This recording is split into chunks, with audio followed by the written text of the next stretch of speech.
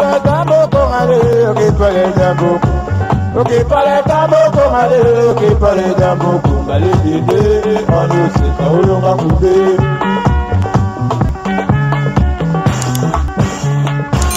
Qui parle tambo kongale. Mbote na bino nyonso bolingaka ba produit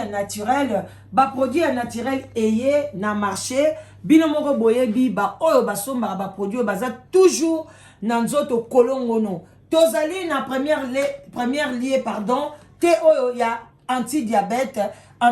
ezali pona moto nyonso oyo docteur alobi ke sucre na yo eza na nzoto ou bien okomi na frontière ke sucre ozwa diabète te yango ekozongisa insuline na yo na makasi toza pe na oyo ya tension batu ya tension boya ebele ozala problème ya tension ne t'inquiète plus solution yango yo tolongo wana toke na lombango na ba oyo baza na problème ya peau ozala problème ya peau na ba tache ba bouton biloko ebele oyo esalami na citronnelle oyo babengi sinda ezali très bien na loposo zwa yango bandeko na nga na lombango nyonso po na yo ekosila ba bouton ba graisse nyonso ekokende tokei tozali na café ya ba papa yango yo pona érection papa yozo kokasu ko sepelisa mwasi te érection na yo ezali lente soko otelemi ozo kweya noki papa koyoka soni te bengala danoise traitement yango yo nyonso ezali bio eza na problème moko pona santé te tolongwe wana toujours tokei na oya ba papa yangoyo mobali nyonso akomi na plus de 40 ans kisi oyo ezali bien juste eza so pona érection ça c'est le traitement pona bato baza na débit ya prostate ou bien prostate ezotungisa yo bande konanga kisi oyo ezali très bien yangoyo zwa kisi oyo ya prostate lakisa ba papa bomela yango na famille boza na problème ya prostate problème ya érection yango tango zo melango ezo réduire na tension et puis ezo sokola makila ezali très important na mobali nyonso tout tolongo yana toke na lombango likambo oyo nyonso tout ezali central ezali likambo ya hémorroïde ba papa ebele soki bokomi na ba problème ya érection problème ya ba prostate mingi utaka na hémorroïde ba kisi ya hémorroïde yango yo zone nango yango tozali na oyo ezo soigner hémorroïde ya mai nango ezali tozali na ba comprimé na yango comprimé tozali pe na poudre na yango ya poudre nyonso esalami na même matière ezali bio soko lingi ya poudre kaka yo olingi ya comprimé ezali et puis ya mai pe ya liquide omeli toke na lombango tozali na oyo ya détox na biso eye ba mama na ngai ba papa soki oza na problème ya libumu munene problème ya surpoids détox yango yo nazoko conseiller yango pe surtout pona ba papa ndeko mwasi batela mobali na yo na kati na ndako omoni papa libumu ezali munene benga na lombango sombela ye ya tongo na ya pokwa soki olingo zwa résultat ya bien il faut omela nyonso mibale obeli ya pokwa yango yo et puis oye komela pe ya tongo yango yo osombi yango na lombango oye ekokitisa libumu ba mama ekokitisa yo poids ekolongola yo kilo okoki kozala munene na nzoto be kolinga te osantaka ke ozoyoka kilo ozoka makolo kilo ezali signe ya mabe alors kisi yango ekodetoxike biloko nyonso na kati ya nzoto ezali très important tokozanga te oyo na kati na ndako te tokei pe na ba mama na biso oyo oyoka su posa ya sexe te ata ozana mobali ozosangana na mobali yo posa ya sexe esila yo papa pe ozana diminution ya posa ya sexe cela veut dire que libido eza lisusu te yaka kosomba ti ya sexy ekozongisa libido na yo et puis okosala sexe na yo na libala na ndenge ya malamu toza pe na ba mama na biso bazoluka kobota ozoluka mabota omelikisa mondele ozozwa zemi te na biso ezali pona ko régulariser cycle na yo ya kobota kozongisa ba maki na yo nyonso ezonga fresh na kati ya libumu age pusani me ozaka na posa obota yango yo omela pona obota bana oyo bakozala a problème te pona kosukisa bandeko na ngai toye na ba pomade oyo misatu ezali awa oyo botala yango bien ezali pona eczéma soki oza na problème ya eczéma moi naza na problème na famille boza na problème eczéma en tout cas pomadi yango ozali koyoka nzoto mikusa na nzoto bandeko nanga pomadi yango ya kosomba ezali très bien ya bio biloko o makwanze bimio nazoka mikusa nzoto nanga mikusa pomadi yango bandeko nanga boya ebele ba produit na biso ezali yaka na lombango okozwa oyo olingi obengi la danoise na 0044 74 59 62 52 17 okozwa ba produit oyo et puis ekosada prix à bien et puis ekosoigner libota mobimba. Merci Nabino. Bonjour, bon déjeuner de ce matin. Bambote ebele. Bisika bino, bon déjeuner. Coucou. Voilà, bon déjeuner de ce matin. Bambote ebele. Toye na tongo ya lelo, toya to solola. Mon muke, problème nini ndeko na biso, esalaka ye pasi na motema. Problème nini ndeko na biso, azali nango, azomilela, albi, to lekisa na bon déjeuner. To pesa ye mwa ba conseil, vraiment, eza ndenge moko, na yo pesa oza na problème, oza na question, n'hésitez pas, au bengi la danoise, na 0044 74 59 62 52 17.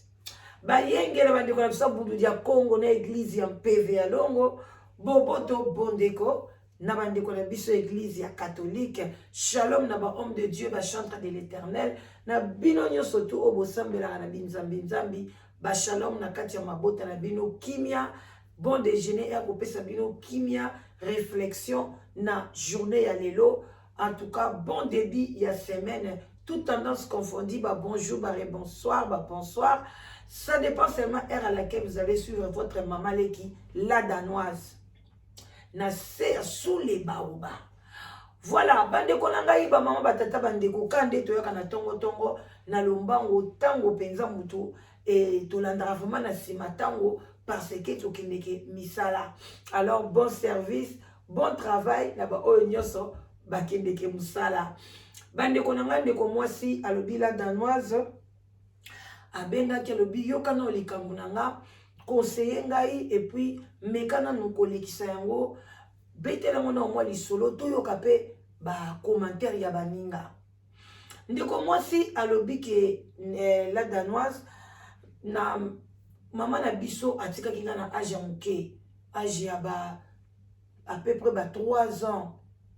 atika kiye mama bango atika ka bango bazakami bazali misato oyo atika ka na Congo atika ka yana ye moko azalaka na ba 6 ans 7 ans ya mobali atika ye musu ya mwasi azalaki na ba 4 ans ba ajuana ye azalaki plus ou moins 3 ans mama bango atiki bango aye na poto précisément baza awa na kati ya Angleterre. Mama bango tanga ye na poto bango penza atika bango bakoli mingi bakote kuna ya ba Équateur kuna. Alors alobi kotika la tikalaki atikalaki na banoko na ye ba mama bakoko na bango et puis atikalaki pena ba ndekwa mama ba mama kulutu ba mama leki. Bon mama na bango tango bazalaki na tango azalaki na Congo lokola botaki bango pe tata mutu na muna tata na ye abane ko bota bango kana lupango ba parents babande ko benga ka mama na bango wana yaya ndenge bande kone banda obenge yaya bango pe bazo benga yaya o bazo benga bodo ba koli bongo. Alors batikaki atiki bango bana mike aye na poto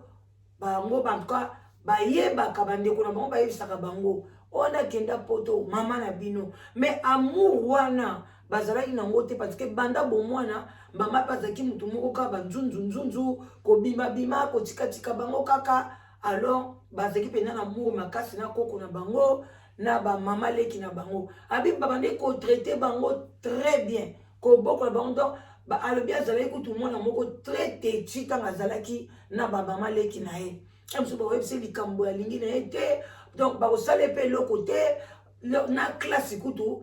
ndeko na biso atangaki na ye te communication na ba 3e primaire so ba nini alingi pe classe te ba bi so po lingi no te vanda na yo tant okene mama na bino alobi ke osala bino soki ba papier mokolo okeka na poto oketangela ka kuna kolala kolamuka pe azokola aye kokoma jikona ba 13 ans ba 14 ans mais atangi na ye te azakile ka bon afanda na ndako donc bakipaka pe te boyebi kaka na bakote kuna baéquateur kuna ye kosala kende ko mwasi mama bango pe aye kobengisa bango abengisi bango mibale ya basi ya mobali en tout cas na yebi likamni ezwa te aya te aza ti lelo ka na Congo aluka avika kuna alors mama bango aye kobengisa bango tant baye kokuta pe mama na bango aboti so bana misusu je crois 3 so na bosana kité aboti bango pe na batata na bango do baza 6 papa aye kokuta pe ke mama ngo pe aboti awa na poto bana misato na batata le bango bayebi pe anglais te bayebi fe français te bayebi kaka balingalo ya makasi wana bakomi mama na bango olie ayamba bango atanke bana na ye atanke baye mais mama ngo azalaki na ye kaka froid na bango comme si baza bapaya comme si baza bana na ye te en tout cas ebande kotungisa bango et puis mbala moko akomisi bango lokwa bana misala siko bango bauti na esika mo boye bande osalasala peta bamisala te bamama leki na bango bamama kulutu na bango bakoko bande kokipe bango kolengela bango siko bokomi na mondi moko boye bon bango en tout cas balobi tokosala kaka yaya na ye pa yaki mwa mokolo déjà komaki soki ba 17 ans so ba 16 ans en tout cas bakomaki koide bango nde bakosala makambo nyonso baleki na bango kobongisa ndako bon lokwa pe bauteka na Afrique bana bauta na Afrique bazaka mwa bakasakasa na bango banzunzu na bango alors bandeko na ngai mbala moko bazosala bamisala mais baleki wana na kati ya ndako bazaki très impoli na bango bazaki koconsidere bango lokola bato moko boye bayebi te so mama na bango aloba na bango ni mama na bango asolaka na ye na bango te akipaka bango te azwi akotisi bango école kotisaki bango classe awa bazoyekola anglais alobi mais ye ezokota te donc makambo azotangisa ezokota nango pe te parce que azalaki pe na boligwa classe wana te akoli pe nango te yango bandeko na ngai totia mwa entre parenthèse faut kolakisa mwana bolingwa classe tanga mwana dia mwana muke à partir ba même ba inane ba 2 ans ozopesa déjà moi crayon moi papier ay bandeli ata ko dessiner alors ndeko mwasi eye kosala ke awa pe atangi ka bongo te mais vie siko mama na bango bande ko maltraiter bango babandi siko bandi ça on faut que luka misala faut bo contribuer ce qui yana bango ke ko luka ba job ye personne ton bongo nyonso to o ba osana ba job wana mama bango fa zwango akopesa bango pe lokote ata babandi chimique au problème bazolata donc basaka alobi eloko nini boyaki na nini bozalaki na mboka bozalaki boy donc bazolata baketi basapatu boko ebeba mais baza awa abi mama so omoni biso okondima te ke tozala na poto okondima na yo te na bilamba moko egata akokendeka na Primark akena magasin moko bongo babilamba donc ensemble bilamba donc il y a 2 euros il y a 3 euros il y a 5 livres donc ba wenze donc tozala ki peza so omoni biso osepela na yo te alors yana bango moni moyen te en tout cas akimi abimi na ye abi non abengi banoko na bango banini abi oyo vraiment lobi ba bengi penda lobi boloba est-ce que oyo za mama na biso biezandeni balobi mama na bino so pe bolingi te bosela sa DN kuna na poto abi non mama ko vanda boyina bana na ete moi mosiona abimi na ye ya abimi na ye leki atikali leki tango atikali donc akwa atikali ye moko konyo kola mamango banda mo bako beta ye na ba leki na ye bango so bakoti ba beti ye likampeso sala yebite aye komsusu alepsi pe ya mama bango lobi na lingyo kata contact na yaya na yo wana na soki na yokio ou bien na moni na téléphone na bino na appel na ye en tout cas jour wana au moins de to beta alors moko mususu akute na ya na ye ya na lobi te biso to yaki biso mibale atako toza papa moko te atako toza ndeni to kolinda ko moko en tout cas bima oya kovanda na ngai akia solo na assistance sociale pona ezaka ndako ngo pa vandeki bandeko aider à expliquer balobi po yana ya comme pisa ko yekola anglais azaki motivé abino yaka na leki na yo azuye bavandi na ye wana zokene neti na 18 ans je crois ba âge maman bango chaki bango alors tant ma coxi 18 ans 19 ans assistant on appelle ba PC kanae yana ye pa yeko longwa wana kepeneti basali moi distance mais azali toujours na souci à maman na ye après ba classe ngo bazo koka na ye te aye kozwa musala ko musala azobomba mbongo na ye azofuta esika vandaka azolia azomilatisa azosala penza bombi pena mwa mbongo na ye ba moko nzambe deka pambola bana na ye akute na mobile kutana mobile moko bien to pese bambote esika zali mobile wako kutana na ye en tout cas moi mwasa na bi nga na yebi na nga mibali te vraiment to yaki na mboka oyo mama na biso mutabengisaki biso alors malgré na boite toza na mwa mbutu mais na oluka na contacter ye parce que vraiment on se présentait pas maman na ngai parce que tala kaka nga na mboko na toza na biso na ndeko msute bana noko te tante te cousine mama bango alakisa bango mutu te ti lelo donc pona bango bazaka na mama wana na bandeko baleki na bango na balobisaka pe bango te baleki yango to baleka na kaneti badom baza na tina na bango te ba comprendre ka pe te pourquoi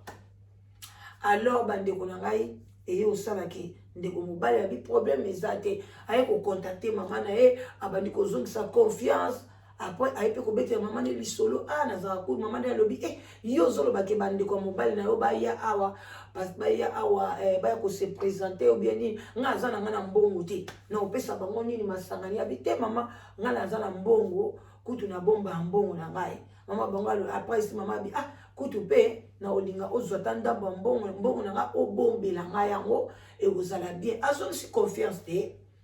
mama banga doza na combien azisi na ba 2000 2500 so 3000 akamati apesi mama bango pona ayamba batwa mama banga komi manœuvre et puis wana basali ba osana na bango relation na mobile na ye kwa moya bolingo na ezokende mbala moko mo ba famille mobile ba na mobile ne bazui 300 livres ba tien enveloppe ba bikende opesa mama bino ke tozoya asala nyoso apesa biso date nini to koma pona to ya kosala présentation tanga azosala ba makambo wana nyoso to wana apesi ko confiance makasi pa mama bango lokabe mama bango alingaka pe ya na ete ase lokola ignorer ya na ye azongisi bolingo pa ya mama bango tanga zimbongo wana zela date okopesa lelo lobi apa ebise na ana tina makambo na wana te jour kutakenda kotika enveloppe wana mama nga simbi wana maboko te abichango kakuna na mesa bandiko mama wana na vie na ye atikali kobala te bamibali bazwaki kaka baboti sie bazwaki kaka baboti soki pe jalousie soki pe nini bandiko nga na yebi te alors que bandiko nga moi conseil to ke na biso na suka natala bandiko na moni voilà to ke na biso na suka soki yo balite mama mais mwana no azwi chance na ndenge wana soki yo lelo mama otangi te bana no batangi soki yo lelo mama omema voiture te bana no bazwi ba permis soki yo lelo mama osuka na niveau oyo bana ba mati escalier bandeko ezalaka bongo ezaka na sengo place nga na koma kite bana na nga bakoma mais mama oyo sikoyo motema mabe abane kutukotune okute na mobile yango wana yo pe mutu lokola yo kozwa mobile mais mbana wana baza kitoko libala pe babala mutu pona kitoko te ye moko mobile wana mona ki eloko ni esepesa ki e pa na mwasi wana emsu manzaka na ye emsu mbebo na ye emsu façon ko loba na ye emsu façon ko ndenga lemso pona ne amoni mwasi ndenge azana ne sengo te emsu tikanga na pesa ye sengo on sait jamais alors bandeko na ngai to banjo chité ndeko mwasi ekosala ke aye donc papti lelo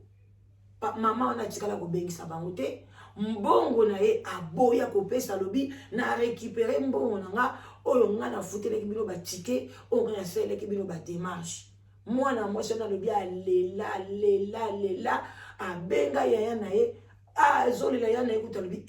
oyo makambo dine kweleli ozolela boye ya na yazwa train côté azalai aye ko trouver yalbi leki nanga mbongo ebele bozaki nango okopesa nga na bombelo te bie yo bomba yo moko ntovanda na yo moko okende kopesa pona nini bandeko. Bref, mama wana alia mbongo to développango bien na live, mama wana alia mbongo akenda.